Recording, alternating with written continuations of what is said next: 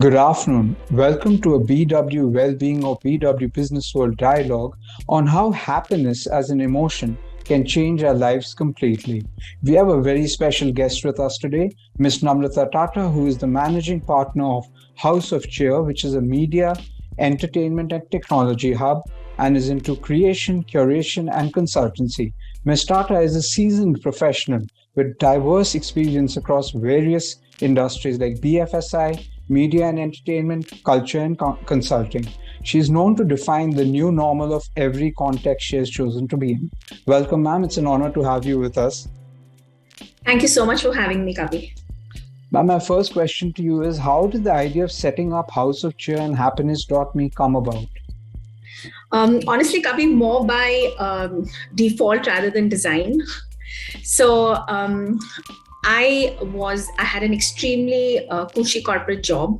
I probably had everything that someone would want or need, from their career. In spite of that, I literally, resigned between two traffic signals. Ended a 2 decade plus long career, and if you ask me why I did that, my standard answer was that I wasn't happy. Why I wasn't happy, I didn't have a reason. What could be done for me to make me happy, I didn't have a reason. So anyway, in that whole moment, I just quit. And I firmly believe it's never this one thing that makes you quit, but it's this entire pinch theory, right? It are these tiny small pinches that keep happening that actually then push you over. And that was my pushover a moment. So I got an opportunity to actually get off the treadmill, have some deep introspective moments on what I really want and what I really need in life, and where I want to move from here. Incidentally, at that time, Raj Naik was then the CEO of Colors. He also quit, and his answer was very similar to mine. I quit because I'm not happy, and I met him on a nice, bright, sunny afternoon at Soho House. I still remember he had the best table in the room. So the setting was perfect. You had the ocean, and we got talking, and I just I had heard hundreds of rumors of what he's going to do, and someone said he's joining here and there, and I said, let me just ask him. I know him for the last so many years. Let me just ask him up front what he's doing, right? And I asked him, what is it that you want to do, Raj? And he said, I really want to do something in the space of happiness. So there you had him sitting, and the minute he told me that, I was like, oh my God, that is exactly something that I have been thinking about for the last 2 months, that while being on my pursuit of happiness and finding my version of happiness, I suddenly had this intuitive feeling that my calling was to help people find their versions of happiness. So there you had two unhappy people still trying to find happiness, wanting to do something in the space of happiness, and the rest is history. We then started working towards how is it that we can contribute to bringing happiness to people in this world. We then realized that happiness as a landscape is really large, right? It's a huge canvas. Yes. Where do you start coloring? Where do you start working on this canvas? And that's when we thought, let's start with corporate India. There's a definite tangible deficit of happiness at workplaces. You have people spending top dollar on engagement and on engaging with their employees and constantly wanting to do things, but no one seems to be happy, neither the employees, neither the management. Everyone seems to be unhappy. It's like this large dark gloomy cloud above everyone's head. Above everyone's head. So we said, let's do that. Let's start finding how it is that we can really, redefine happiness in this space. Thank you so much, ma'am. Ma'am, can you please tell me more about happiness.me? How do you define your business? How do we define our business? So Essentially, Kavi, when we wanted to, set up, set up this entire piece, we were very clear that we didn't want to do things the way that it has traditionally been happening. At the same time, we did not want to be different just for the sake of being different. What was, our goal and our focus was very clear. We wanted to do something that is effective, that is actually making sense, and something that will add value and is not just lip service. Again, happiness is such an intangible thing. It is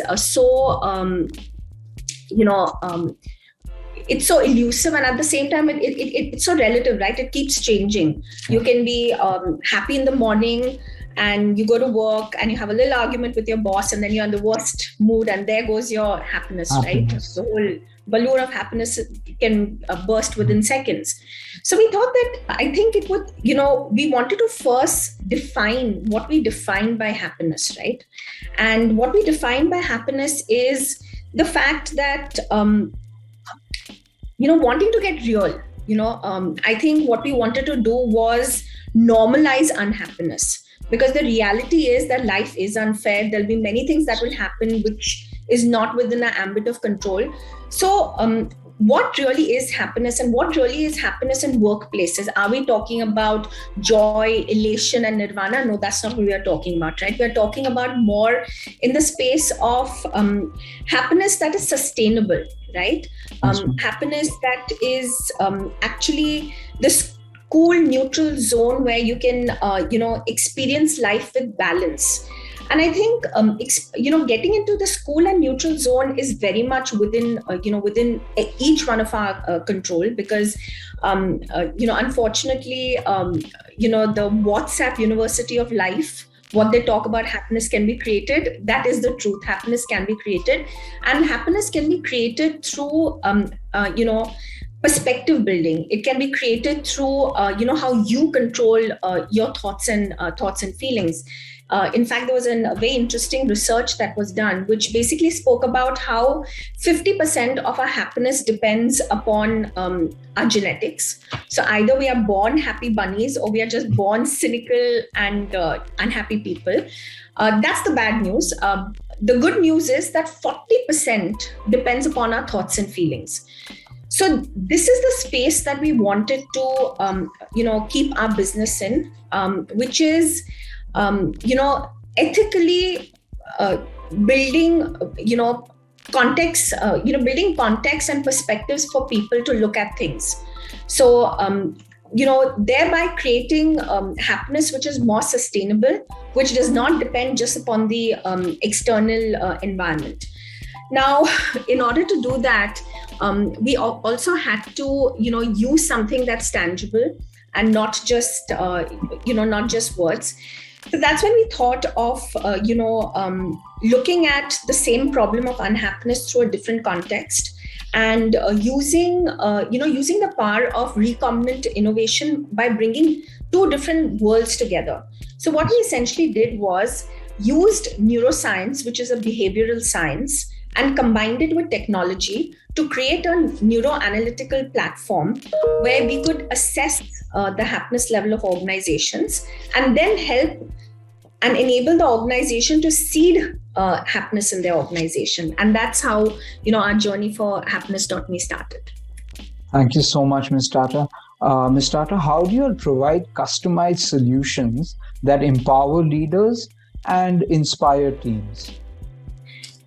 So essentially what the capability, of our entire discovery process is that, we can get into extremely, granular data where we can create like cohorts in an organization. So when we do assessments in organizations, not only are we capable of giving data at an organizational level, but also at a team level, also at an individual level. So what that essentially does is it's literally empowering every person in their organization to take charge of their own happiness. Because what we firmly also believe is that, happiness is not a gift that you can put a pretty bow on and give someone, right? Happiness, like any other functional relationship, needs two people to make it work. Unfortunately, you know employees have a parental relationship with the employers. So just like my boys would come and blame me for everything that happens, mama, it's raining, mama, it's sun is shining, as if I'm controlling everything. Similarly, employees have the same thing with their management, right? We feel that they are in charge of our happiness, and we are helpless. There's nothing that we can do. All we can do is give some feedback, but then it is their problem. But unfortunately, that's not what the truth is. That the thing is that just like you can put a plant in a greenhouse and give it water and give it sunshine, but if the plant is dead, it's not going to grow, right? Similarly, employees need to bring some personal resources to the table, whether it is resilience, whether it is gratitude, any of those things. And without them, the organization can keep giving it a conducive environment, but it's not going to grow. So what we essentially do is, in our entire assessment, we give a very clear charted plan, at an organization level, at a leader level, at a manager level, as well as at an individual level, where there is some sort of clarity that everyone has in what are the areas that they essentially need to work on. And it's only when, the power of collective, right? When everyone starts working, that is when the magic actually happens. Thank you so much for that, ma'am. Ms. Tata, do you feel that happiness as an emotion has been truly leveraged in the Indian workspace? A simple answer is no, not at all. Okay. Okay.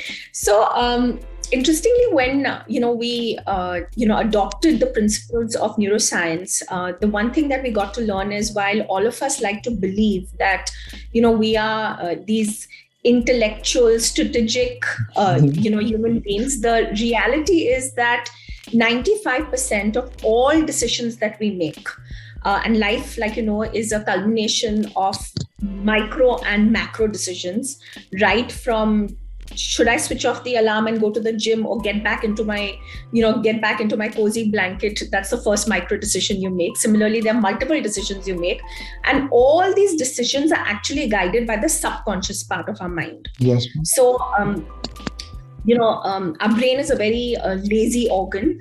It does not want to think. Every time it's put into a situation, it just pulls a pattern out from the subconscious mind, and we take decisions. So the reality is that employees not only have heads, but they have hearts. And most of the decisions that are taken by the emotional part of their brain.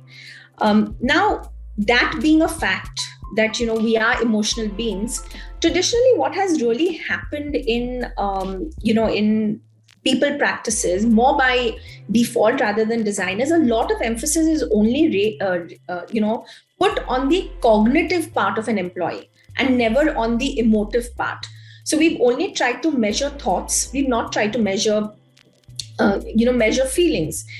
There's a lot of emphasis on values, behaviors. We are constantly trying to control and change the behavior of employees. But the reality is, people behave how they feel. Yes. The lighthouse that's guiding these behaviors, that's guiding people to, behave in a particular manner, is nothing but is their emotions and feelings. Yeah. And we have always tried to keep that out of organizations. In fact, I remember when I started working, getting emotions and feelings to work was a complete no. It made you weak. It made you seem unprofessional. It made you seem like a soft, overly sensitive boss. And for years, we have been raised and hardwired by saying that you don't bring emotions to work, you leave it at home. But we don't have the luxury of leaving our hearts at home, right? So I think feelings have definitely been ignored across organizations, and very little is being done in the space of not only assessing and understanding employees' feelings, but also embracing it. because there's feedback is one part of it, and the other part of it is actually having the ability to embrace the feedback, however hard it is to when it's given to you, and look at it objectively. Yeah, I'm actually very curious about what is your core differentiator from others in this space? Like, what is your USP? I think our biggest USP would be the fact that we have combined neuroscience with technology and some of the existing HR practices. I would like to believe there's no one in the country who's using neuroscience in this space. In terms of what are the tenets that we have really based our framework on, which is also different from other things that are happening in the spaces. If we had to look at feedback mechanisms or engagement surveys or your employee satisfaction surveys, I think the ethos of all of that is more interrogation. It is more a surveillance. It's a very name it, blame it, tame it kind of approach, right? First do an engagement survey, then you can put a tag on it that this is the thing which is the problem. Then you blame it that this is what is causing it, and okay, now this is something we need to tame. This is something that we need to control. But the reality is that it just ends up being extremely transactional. It's just a one-way conversation, right? You're getting people into a room and telling them, are you engaged? Now, am I engaged with my organization? How is it making a difference to my life, right? So what we firmly believe is that we need to also move from pure play engagement to involvement. And you need to then layer involved employees with happiness. So if I had to just, so essentially, the two things that we measure is not just happiness, but we measure involvement and happiness levels. To give you an analogy, in a car, just like you have fuel, that's exactly what happiness is. Like happiness is the primary emotion amongst the 33,000 emotions that human beings experience that actually creates positive energy. And involvement is basically purpose and direction. It's the GPS of the car which tells you where to move. So in terms of, what makes us different, it is using neuroscience. It's the fact that we measure not just happiness, but happiness and involvement levels. And I think the third biggest, differentiator for us is the entire piece on introspection. So introspection sounds like this really large word, but in fact, it is needed to sensitize employees to the fact that it is going to be a combined effort. Sustainable happiness, flourishing work cultures. This is not something which 5 people in a boardroom can sit and decide. Happiness needs to come from the shop floor as well. So I think these 3 things, which is bringing emotions back to work, introspection, and looking at how involved your employees are, not just engaged, are the biggest differentiators for us.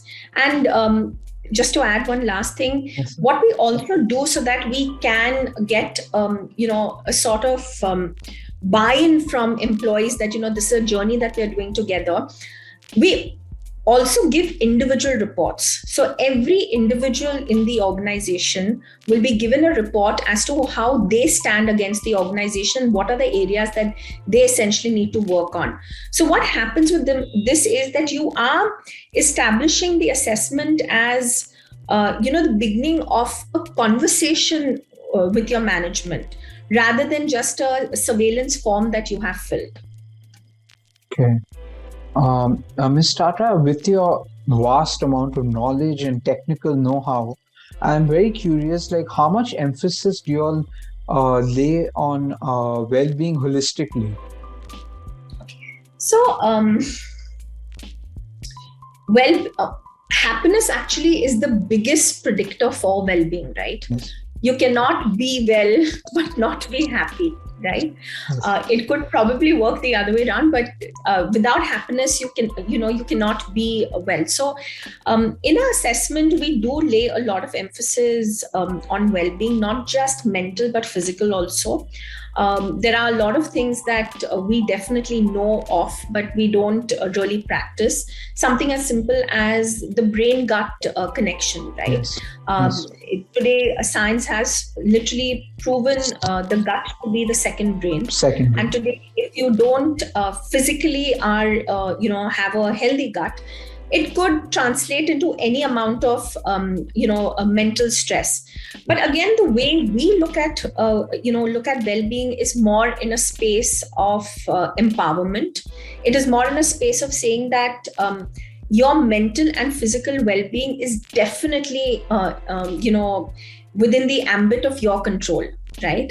Okay. Today, whether it is keeping yourself physically active, having healthier life choices, um, you know trying to work towards keeping yourself less stress free. These are things that you have to do, and this also goes with this entire whole philosophy of also sensitizing people on the fact that let's face certain hard facts, right? If you are working for an organization, or you're part of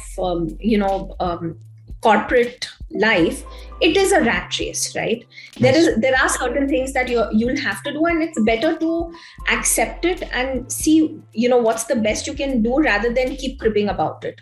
So you can convert this rat race into a beautiful marathon that you don't have to huff and puff, but you can just walk gracefully to the finish line. And Finish line. that cannot come without your focus on your own well-being.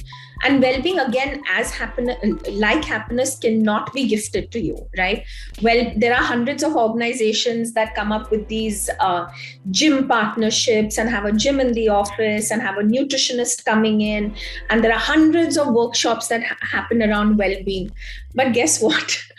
You can experience and be the best version of yourself without any of these things. It all starts with intent, right? It all starts with Yes. how much you want to work on your inner self and on your outer self.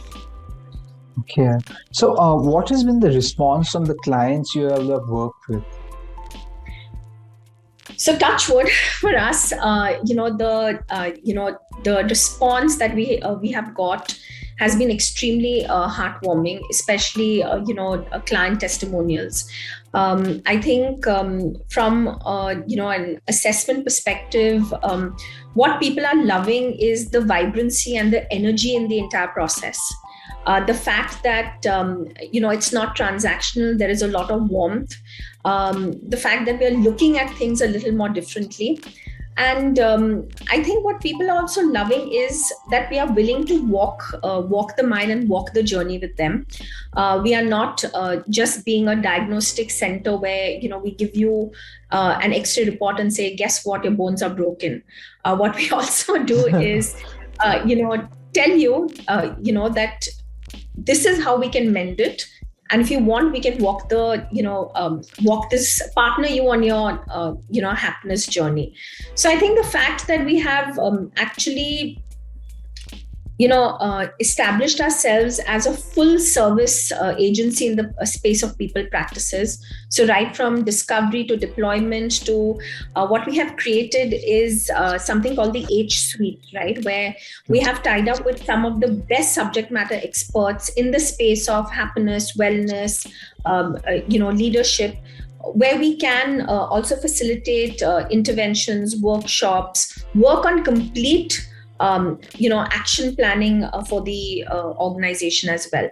So I think the one thing that we hear again and again from clients is that while the assessment itself has a lot of warmth, it's very easy to do. It's not like another mundane, form which everyone is got survey fatigue with. And the other part is the fact that there is action planning, that there are some milestones that we work towards to see the needle movement, rather than just a dip in dip out kind of a strategy. Okay. Actually, my next question was, why is it important for organizations to measure the happiness quotient of its employees? But you've answered that already, Ms. Tata. But if you want to say something else about it. I think, I know I've touched about, on most of why happiness is important, but even if you had to look at it from an extremely, lay person kind of, perspective, not even getting into, the science of it or anything else. Today, you just think about it, right? Sit back and think, how do you feel when you're happy? And you can see what really happens, right? You're more innovative, you're more creative, you're suddenly more magnanimous, there's so much of energy. And what really happens in terms of business impact is, if you are happy, there's more collaboration, there's lesser conflict, there's more productivity. We are living in a world where things are changing every second. There's a certain amount of agility that is required, and that is what happiness does for you, right? It gives you the energy to be agile. It gives you the it gives you the positivity to adapt, and it gives you creativity and innovation, and gives you good health. So I think happiness should definitely be, if it's just the one thing organizations measure, they should do it. Yeah. What have been your personal key learnings, and how do you think the of other people also have changed post the pandemic? Whew, it's changed everything, right? Yes. So I think there was a complete reframing of needs that happened at a life level during the pandemic, right? You had the opportunity to suddenly get off the treadmill, have these deep introspective moments. You started living in the present, started maximizing it. You suddenly found, what are the things that actually matter to you and what are the things that don't matter to you. A lot of people, I would like to believe, a lot of people moved from a very hedonistic consumerism kind of a mindset to a slightly more minimalistic way of living. And I'm talking about maybe even if it's a small part of people, but that definitely happened. From a working perspective, I think age old corporate conventions have been broken, right? To begin with, what some of the world's best CTOs couldn't do, the pandemic did within weeks from Yes. a digital transformation perspective. And I think the second really big thing that happened for everyone was work from home, right? Who would Yes. have thought that you could work from home? I have worked in organizations where clocking in and clocking out was mandatory. Yes. Forget working from home. And here we had the entire world working from home. So, what that also did is brought in this need for flexibility. And I think that's something with which a lot of organizations are now dealing with. They're dealing with the pain of getting people back into offices, because people Yes. did taste blood. They realized that, hey, Yes. we don't need an office to work. We can work, wherever we choose to. It also, I think, ignited this need for freedom, right? You suddenly had more autonomy, more control while working out of your own homes. It also gave, the younger employees the dream that, possibilities are infinite. You can work from wherever you choose, whenever you choose, however you choose. And I think those are trends that have sort of started. We are living now in a completely different business era for sure. Okay. My last question to you, Ms. Tata, is that what is the ultimate mission and vision of your organization? God. um,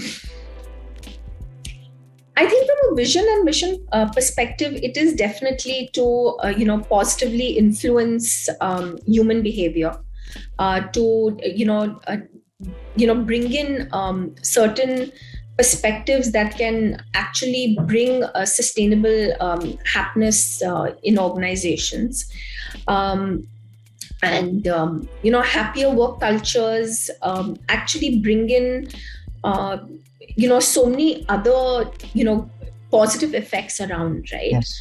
uh, Suddenly the world just becomes a much better place, more productive.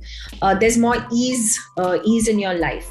From a larger mission perspective, it is definitely, we would want to establish ourselves as one of the largest aggregators of everything in the space of happiness and culture and work culture, right? So whether it is tying up with some of the best minds, whether it is constantly innovating and bringing new products and services in the market that help organizations seed happiness in their organizations and make people happier. So I think definitely the focus is on building happier work cultures. What will change and evolve over the coming years are the different tools that we use to do it. But in terms of the larger mission, it would be building happier cultures. Thank you so much, Ms. Tata. So, ladies and gentlemen, this was Ms. Namrata Tata on happiness and the risk she took to create an organization that is bringing happiness and is highlighting happiness as a very key factor in our everyday life. So this was very insightful, Ms. Tata, and thank you so much for your time, and we are very grateful for that. Thank you so Thank you much. so much for having me. Thank you so much Thank for you. having me. Thank you. Bye bye. Bye bye.